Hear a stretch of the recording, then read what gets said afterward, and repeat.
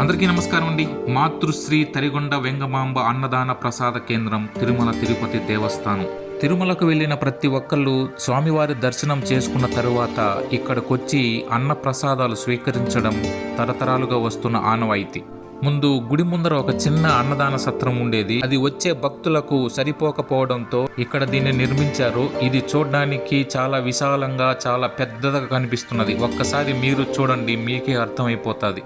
మొన్న తిరుమలకి వెళ్ళినప్పుడు అన్నదాన సత్రంలోనే తినాలి, బయట తినకూడదు అని ఖచ్చితంగా నిర్ణయించుకొని ఇక్కడికి వచ్చి తిన్నామండి. అసలు ఇక్కడ అన్న ప్రసాదాలు స్వీకరించాలంటే ఈ పూర్వజన్మలో ఏదో అదృష్టం చేసుకుని ఉండాల్సిందే మనం.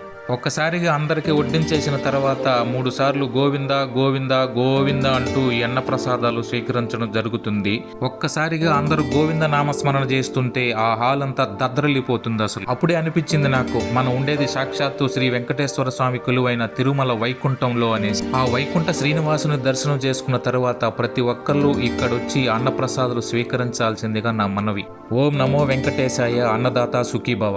ఈ వీడియో కనుక మీకు నచ్చినట్లయితే లైక్ చేయండి, షేర్ చేయండి, సబ్స్క్రైబ్ చేయండి. Thanks for watching.